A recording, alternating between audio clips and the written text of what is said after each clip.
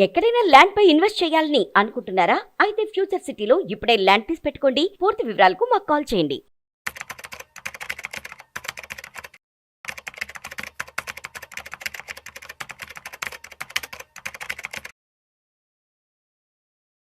నమస్తేనండి, welcome to Suman TV. నేను మీ చక్రధర్. సాధారణంగా మా దగ్గర చాలామంది క్లయింట్స్ వస్తుంటారండి. వాళ్ళ దగ్గర మ్యూచువల్ ఫండ్స్లో చాలా మంచి మంచి అమౌంట్స్ ఇన్వెస్ట్మెంట్ చేస్తుంటారు. అలాగే స్టాక్స్లో కూడా హెచ్డిఎఫ్సి స్టాక్, ఐటీసీ స్టాక్, అలాగే హిందుస్థాన్ యూనిలీవర్ స్టాక్, అట్లాగే మీకు హిందుస్థాన్ ఏరోనాటిక్స్, ఇట్లా చాలా చాలా స్టాక్స్ కూడా కొనిపెట్టుకుని ఉంటారు. ఐటీసీ స్టాక్స్ కావచ్చు. సో ఇట్లా స్టాక్స్ కొన్ని హోల్డ్ చేస్తున్నారు, అట్లాగే మ్యూచువల్ ఫండ్స్ హోల్డ్ చేస్తున్నారు. సో మా దగ్గర ఒక రీసెంట్గా క్లయింట్ వచ్చారండి. ఆయన దగ్గర జీరోదాలో ఒక మంచి అమౌంట్ అయితే ఇన్వెస్ట్మెంట్ చేశారు మ్యూచువల్ ఫండ్స్లో కావచ్చు. అట్లాగే ఆయన సొంతంగా తెలుసుకున్న స్టాక్స్, ఆయన తెలుసుకున్న మ్యూచువల్ ఫండ్స్ గురించి ఇన్వెస్ట్మెంట్ చేశారు. మొత్తం పోర్ట్ఫోలియో చూస్తే మీ దగ్గర 80 lakhs దాకా వచ్చింది. కానీ దాని రిటర్న్స్ అయితే మేమైతే కంపేర్ చేసామో బెంచ్ మార్క్ అంటే తక్కువే వచ్చిందండి. రిటర్న్స్ అయితే అనుకున్న స్థాయిలో రావట్లేదు. సో ఆయన ఆ విధంగానే మా కోసం మా ఆఫీస్కి రావడం జరిగింది. సో ఇక చూడండి, ఒక కన్సర్వేటివ్ పిఎంఎస్ అనేది ఉంటుంది. సో మేము సజెస్ట్ చేయడం జరిగింది పిఎంఎస్ గురించి. సో ఈ కన్సర్వేటివ్ పిఎంఎస్లో ఏముంటుందంటే మ్యూచువల్ ఫండ్స్ ఉంటాయి, అట్లాగే స్టాక్స్ కూడా ఉంటాయి. ఈ రెండు కలిసిందే కన్సర్వేటివ్ పిఎంఎస్. మీకు అందులో చూస్తే ఈ కన్సర్వేటివ్ పిఎంఎస్లో మనకి చూడండి 5 డైరెక్ట్ మ్యూచువల్ ఫండ్స్ ఉంటాయండి. సో 5 డైరెక్ట్ మ్యూచువల్ ఫండ్స్లో మనం 25 lakhs అయితే ఇన్వెస్ట్మెంట్ చేస్తాము. అలాగే ఒక 20 స్టాక్స్ తీసుకుంటారండి పిఎంఎస్లో. అందులో కూడా 5 సెక్టర్స్ని కవర్ చేస్తారు. ఎలాగైతే IT, pharma, financial services, health care, infrastructure, green energy, ఇట్లాంటి మంచి మంచి టాప్ సెక్టర్స్ ఏవైతే పర్ఫార్మింగ్ ఉన్నాయో అట్ ప్రెజెంట్, అట్లాంటి వాటిలోంచి ఒక 20 స్టాక్స్ తీసుకోవడం జరుగుతుంది. ఒక 25 lakhs అట్లా 20 స్టాక్స్లో పెడతారు. సో టోటల్గా మన 50 lakhs వచ్చేసి 5 డైరెక్ట్ మ్యూచువల్ ఫండ్స్, అలాగే వచ్చేసి మనకి 20 స్టాక్స్లో కదా ఇన్వెస్ట్మెంట్ చేయడం జరిగింది. సో ఇట్లా కనుక పోర్ట్ఫోలియో తీసుకుంటే గత 5 yearsలో చూస్తే మనకి 18% కంటే జనరేట్ చేసి పెట్టిందండి. సో మనం తెలియకుండా మనం చాలా పొరపాటు చేస్తాము. అన్నెసరీగా చాలా చాలా మ్యూచువల్ ఫండ్స్ ఇన్వెస్ట్మెంట్ చేస్తాము. అందులో ఇండెక్స్ అని, ఈటీఎఫ్స్ అని, large cap, mid cap, thematic, sector ఫండ్స్లో.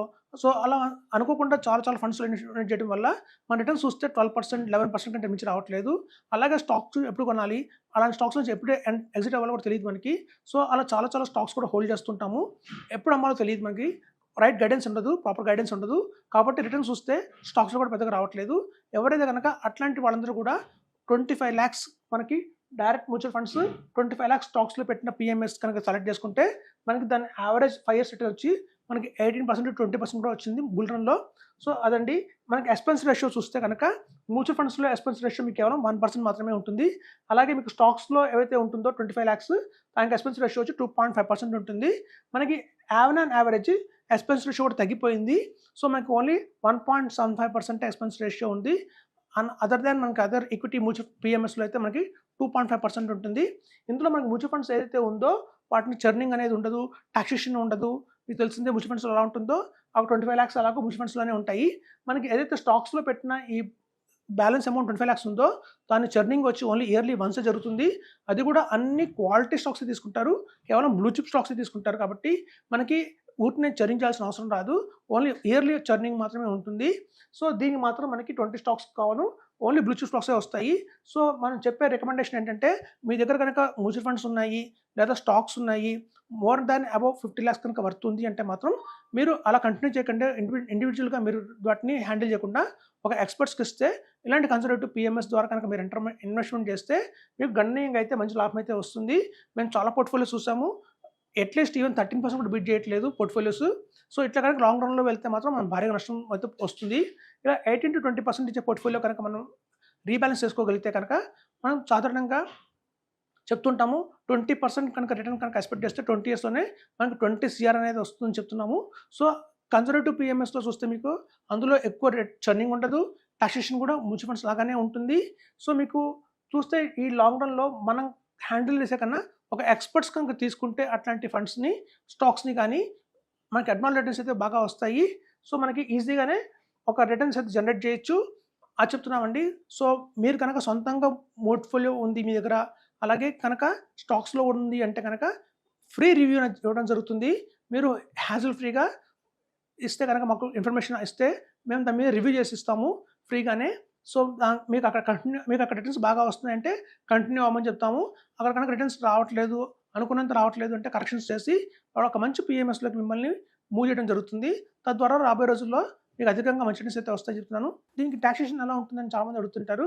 చూడండి, మనకి ఆల్రెడీ మ్యూచువల్ ఫండ్స్లో ఏదైతే ఉందో డైరెక్ట్ ప్లాన్స్లో అది 25 lakhs. దానికి ఎప్పుడైతే మనం అమ్ముతామో ఫ్యూచర్లో అప్పుడే మనకి ట్యాక్స్ పడుతుంది.